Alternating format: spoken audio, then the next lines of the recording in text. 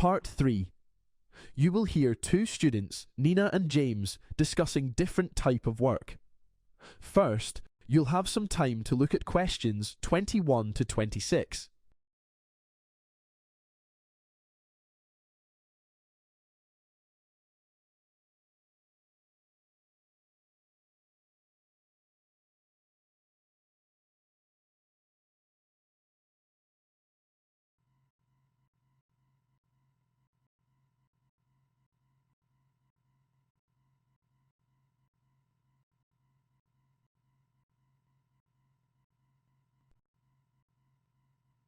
Now listen carefully and answer questions 21 to 26.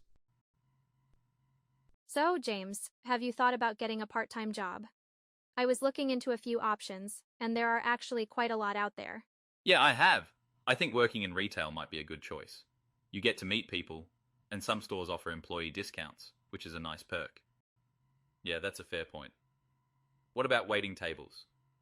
Some of my friends do it, and they make pretty good tips. True, but I heard retail jobs can be exhausting, especially during sales seasons. You're on your feet all day dealing with customers. I've thought about that too, but I feel like it can be really stressful, especially during busy hours. Plus, dealing with rude customers doesn't sound fun. That's true. What about babysitting? It pays well, and if the kids are easy to handle, it's not too bad. Yeah, but it depends on the family.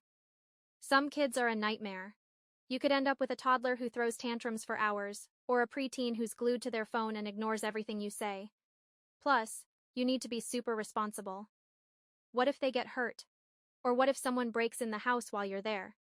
It can be a lot of pressure. That's why I think freelance work is a great alternative, like writing or graphic design. You can work from home and set your own schedule. That sounds great, but don't you need experience for that? Not always. You can start small, like writing blog posts or designing simple posters. There are tons of online platforms for beginners. That's interesting. What about tutoring? I know some students who make good money helping younger kids with math or English. Tutoring is a solid option, especially if you have a knack for explaining things, such as difficult math formulas or abstract ideologies. It also gives you a chance to practice good on college applications. Yeah, that's true. So, what do you think you'll go for? I'm leaning towards freelance work or tutoring. What about you?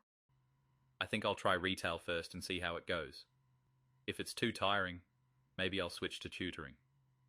Sounds like a plan. Let's see where we end up in a few months. Before you hear the rest of the conversation, you'll have some time to look at questions 27 to 30.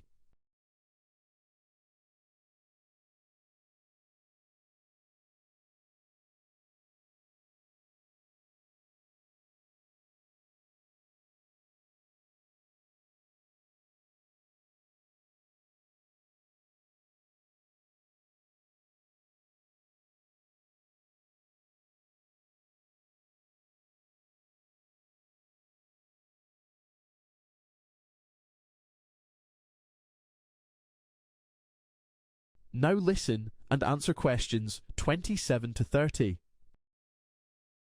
So, James, have you thought any more about your options after you leave college? Or are you planning to stay on for another year? No, I'll finish this year. I've got a place on a training program for treasury analysts in a bank. I'm really pleased about that. Congrats. I was worried I might not find anything after I left college, especially with the current economic problems. So, do you think you'll stay there for a long time? That's my intention, yes. I'm sure I'll stay there for quite a while. I'd like to work my way up to a senior management position. I actually read this book last week about the importance of having a clear career plan in mind, even if you're just starting out. What about you? What are your plans? I'm still not sure. I've got a place on a course next year, which I'd like to do. It's a tour guide training course which teaches you the ins and outs of the tourism industry, including marketing, customer service, and tour planning. I'd really love to do it, but it's in Hong Kong. I really think you should go for it. It's a once-in-a-lifetime opportunity, you know? Why pass it up? Although, I guess getting the visa could be a pain. Should you wait until you have it in hand? You won't even get off the plane without it. Actually, I can apply for a student visa, and it should only take a day or two. Hong Kong immigration is super efficient. I'm more worried about my driving license, to be honest. I've been putting it off, but I heard you need an international one to drive there. Nah, you'll be fine. Everyone just takes the subway. Plus, cars are crazy expensive there, so most people don't even bother to get a driving license. When does the course start anyway? July next year. Perfect. That means you'll have plenty of time to finish your university degree. I think that's the most important thing, really. You're right, I should really go study for my final exams now. See you later. That is the end of part 3.